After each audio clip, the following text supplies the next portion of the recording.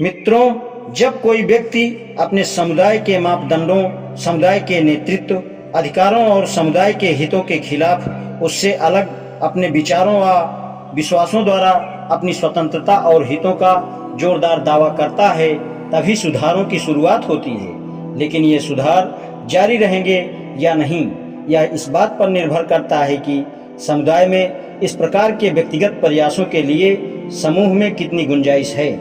यदि ऐसे लोगों के लिए समूह का रुख न्यायपूर्ण, संतुलित और सहनशील है तो इसके सुधारवादी प्रयास जारी रहेंगे और आखिर में ये लोग अपने साथियों के विचारों में बदलाव लाने में सफल रहेंगे।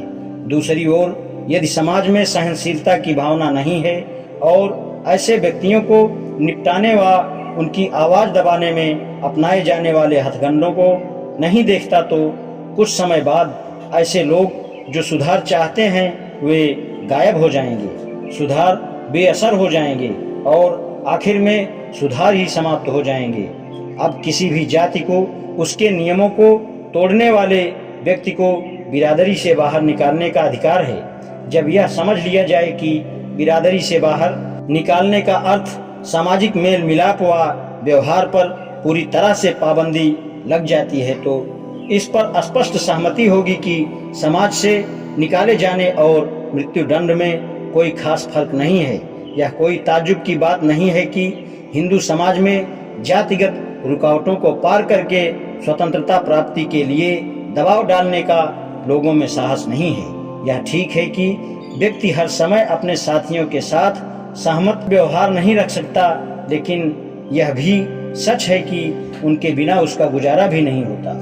वह अपनी शर्तों पर साथियों को साथ रखना पसंद करेगा, लेकिन यदि वह अपनी शर्तें मनवाने में सफल नहीं होता तो वह किन्हीं भी सामूहिक शर्तों पर सामूहिक साथ पाने के लिए तैयार हो जाता है और इस तरह वह पूरे तौर पर आत्मसमर्पण कर देता है।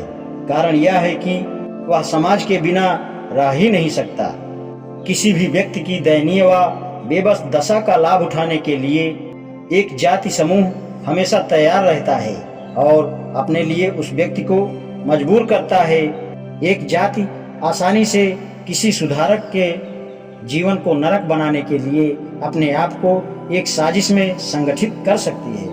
यदि कोई साजिश करना अपराध है तो मेरी समझ में नहीं आता कि किसी जाति समूह के नियमों के खिलाफ किसी विचारक व्यक्ति द्वारा साहसिक कदम उठाने वाले व्यक्ति के सामाजिक बहिष्कार के जघन्य अपराध को कानूनी तौर पर दंडनीय अपराध क्यों नहीं घोषित किया जाता।